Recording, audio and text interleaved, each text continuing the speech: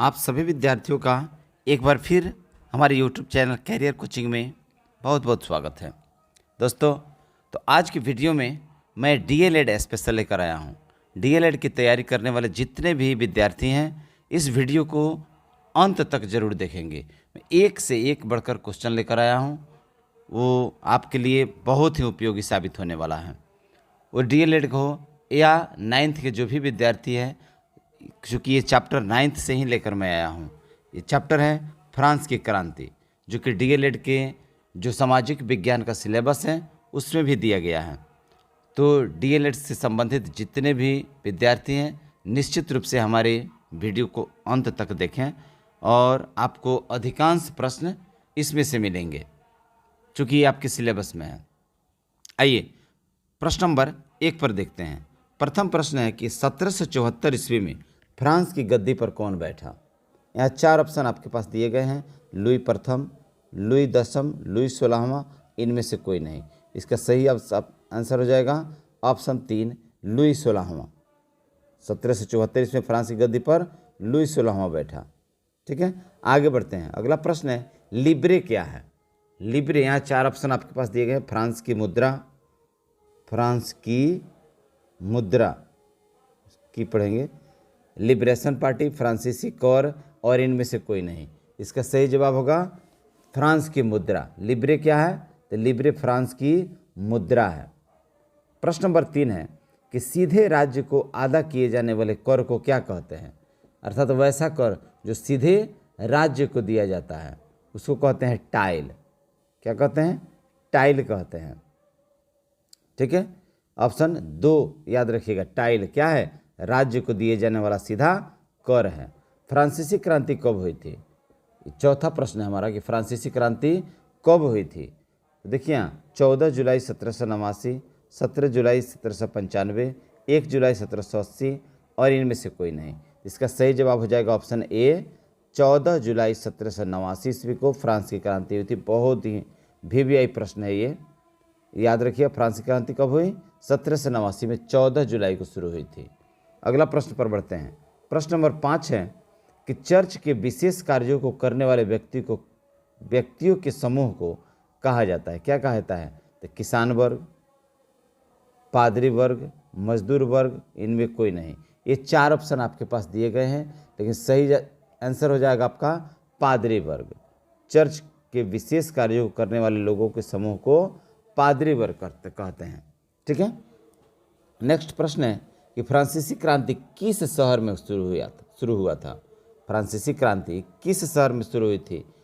तो देखिए यहाँ आपका ब्रिटेन, रोम, पेरिस, इनमें से कोई नहीं है। आपका सही आंसर हो जाएगा ऑप्शन 3, पेरिस। फ्रांस क्रांति कहाँ शुरू हुई थी? पेरिस में हुई थी। अगला प्रश्न है कि मार्सिले क्या है। मार्सिले क्या है? तो यहाँ 4 ऑप्शन आपके पास दिए गए हैं: फ्रांस का राष्ट्रीय गीत, रूस का राष्ट्रीय गान,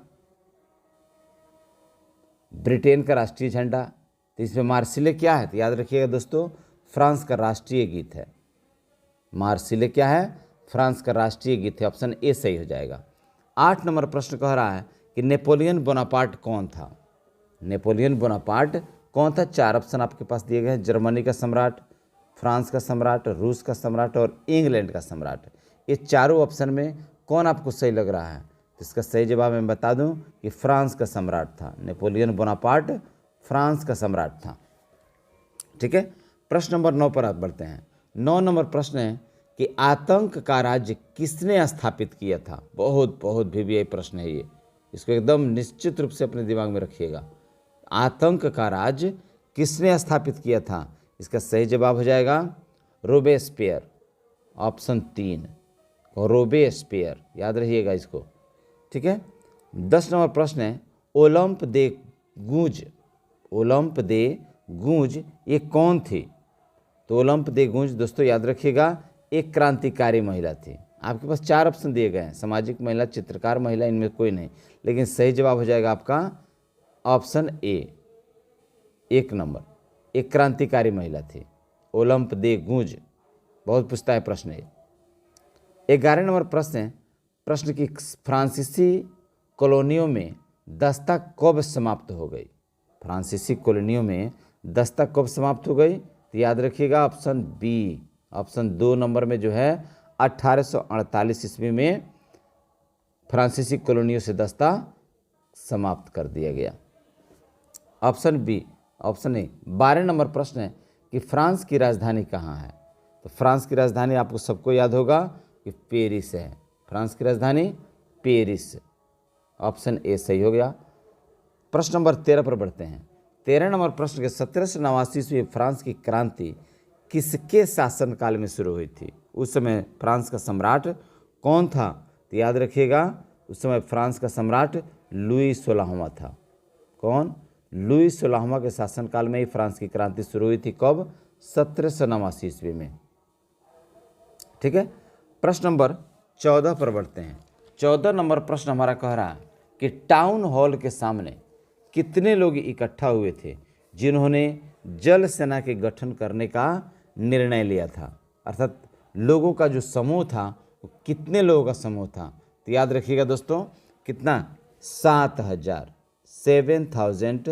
लोग इकट्ठे हुए थे। ऑप्शन 3 नंबर हमारा सही होगा। 15 नंबर प्रश्न है कि फ्रांस में द्वितीय स्टेट के अमीर वर्ग को क्या कहा जाता था? याद रखिए फ्रांस में द्वितीय वर्ग के स्टेट के अमीर लोगों को कुलीन वर्ग कहा जाता था। ऑप्शन 2 सही हो जाएगा, कुलीन वर्ग। ठीक है। 16 नंबर प्रश्न की ओर बढ़ते हैं कि टाइद एक शब्द आया है, पहले प्रश्न में भी आया था तो उसमें टाइल था, लेकिन यहाँ है टाइद। देख रहे हैं ना, शब्द का अर्थ क्या होता है? तो टाइद का अर्थ हुआ, याद रखिएगा इसको, एक धार्मिक कर है। क्या है? टाइद क्या है? तो एक धार्मिक कर है। याद रहेगा ना इसको, एक धार्मिक कर है टाइद। 17 नंबर प्रश्न है कि फ्रांस की मुद्रा की इकाई लिब्रे को किस वर्ष समाप्त कर दिया गया था?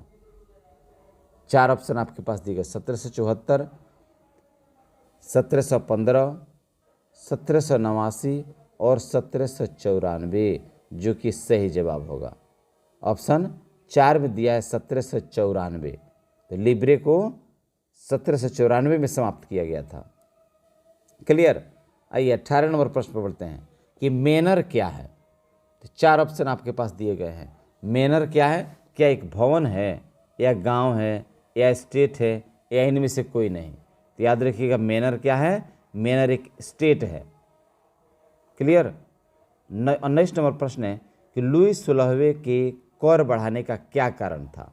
आखिर लुई 16वां सारे लोगों पर कर का बोझ डाल दिया था, टैक्स का बोझ डाल दिया था। उसका कारण क्या था? तो उसका कारण देखिए, ऑप्शन में बढ़ते हैं। जनसंख्या की वृद्धि एकदम सही है। जनसंख्या इतनी तेज़ी से वृद्धि हुई थी कि कर बढ़ाना पड़ा उसको। दूसरा है ऑप्शन कर्ज का बोझ, ये भी सही है। युद्ध का बोझ भी बढ़ गया था, ये भी सही है। इसलिए ऑप्शन 4 हमारा सही होगा, इनमें सभी। ठीक है, इनमें सभी। 20 नंबर प्रश्न है कि मैं ही राजा हूं और मेरे शब्द ही कानून है, ये किसका कथन है? देखिए बहुत वीवीआई प्रश्न है, बहुत वीवीआई प्रश्न है। मैं ही राजा हूं और मेरे शब्द ही कानून है, ये किसने कहा था? तो याद रखिएगा ये लुई 16वां का कथन था। किसका? लुई 16वां का कथन था। क्लियर। आइए नेक्स्ट प्रश्न पर बढ़ते हैं। 21 नंबर प्रश्न है, नेपोलियन बोनापार्ट के पिता का नाम क्या था? ये बहुत वीवीआई प्रश्न है, याद रखिएगा। नेपोलियन बोनापार्ट के पिता का नाम था कार्लो बोनापार्ट। ऑप्शन 2 में दिया हुआ है कार्लो बोनापार्ट। ये कौन था? नेपोलियन के पिता थे। 22 नंबर प्रश्न है कि नेपोलियन का कोड के नाम से किसे जाना जाता है? नेपोलियन का कोड के नाम से किसे जाना जाता है? तो कानून संग्रह, सैनिक नेतृत्व, मुद्रा प्रणाली और श्रमिक संग्रह। 4 ऑप्शन दिए गए हैं, जो लेकिन सही होगा आपका ऑप्शन 1, कानून संग्रह। नेपोलियन का कोड क्या था? तो उसका कानून संग्रह था। क्लियर। प्रश्न नंबर 23 पर बढ़ते हैं। 23वां प्रश्न हमारा है कि फ्रांस में किसानों का विद्रोह कब शुरू हुआ? फ्रांस में किसानों का विद्रोह कब शुरू हुआ था? 4 ऑप्शन आपके पास है, 1780, 1785, 1795 और 1789 में। इसका सही ऑप्शन हो जाएगा 1789। फ्रांस की क्रांति कब हुई थी? 1789 ईस्वी में, जिसमें विद्रोह कौन किए थे? किसान लोग किए थे। क्यों? क्योंकि किसानों की स्थिति ही सबसे ज़्यादा दयनीय थी, इसलिए विद्रोह के लिए विवश हुए। 24 नंबर प्रश्न है कि फ्रांस में कुल आबादी का 90% लोग कौन है? तो देखिए यहाँ कितना बेहतरीन क्वेश्चन है ये कि फ्रांस में कुल आबादी का 90% लोग कौन है? क्या किसान हैं, कि पादरी है, कि वकील है, कि अमीर लोग हैं? इसका सही ऑप्शन हो जाएगा ए, किसान है। फ्रांस की क्रांति में सबसे महत्वपूर्ण योगदान किसका था? किसानों का ही था।